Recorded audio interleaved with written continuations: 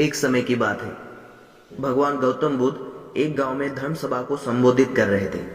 लोग अपनी विभिन्न परेशानियों को लेकर उनके पास जाते और उसका हल लेकर खुशी खुशी वहां से लौटते। उसी गांव के सड़क के किनारे एक गरीब व्यक्ति बैठा रहता था। महात्मा बुद्ध के उपदेश शिविर में आने जाने वाले लोगों को बड़े ध्यान से देखता।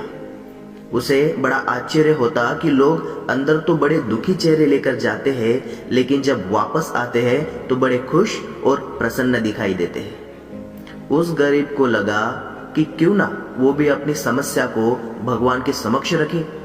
मन में यह विचार लिए वह भी महात्मा बुद्ध के पास पहुंचा।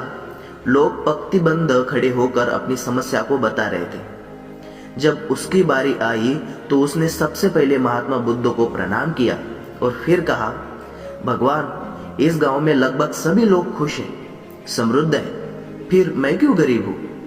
इस पर उन्होंने मुस्कुराते हुए कहा, तुम गरीब और निर्धन इसलिए हो क्योंकि तुमने आज तक किसी को कुछ दिया ही नहीं। इस पर वह गरीब व्यक्ति बड़ा आश्चर्यचकित हुआ और बोला, भगवान, मेरे पास भला दूसरों को देने के लिए क्या होगा? मेरा तो खुद का गुजारा बहुत मुश्किल से होता है। लोगों से भीख मांगकर मैं अपना पेट भरता हूं। भगवान बुद्ध कुछ देर तक शांत रहे, फिर बोले, तुम बड़े अज्ञानी हो। औरों के साथ बांटने के लिए ईश्वर ने तुम्हें बहुत कुछ दिया है, मुस्कुराहट दी है कि जिससे तुम लोगों में आशा का संचार कर सकते हो, मुख दिया है ताकि लोगों से दो मीठे शब्द बोल सकते हो, उनकी प्रशंसा कर सकते हो, दो हाथ दिए हैं, लोगों की मदद कर सकते हो। ईश्वर ने जिसको ये तीन चीजें दी है वह कभी गरीब और निर्धन हो ही नहीं सकता। निर्धनता का विचार आदमी के मन में होता है, यह तो एक भ्रम है, इसे निकाल दो।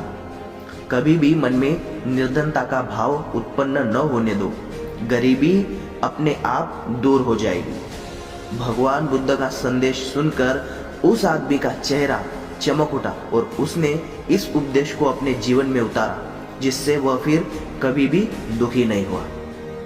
दोस्तों, हमारे पास ऐसी बहुत सी चीजें हैं जिससे हम खुश रह सकते हैं, जैसे कि कहानी में बताया गया है। कभी भी उन चीजों को लेकर दुखी नहीं होना चाहिए जो हमारे जीवन में महत्व नहीं रखती।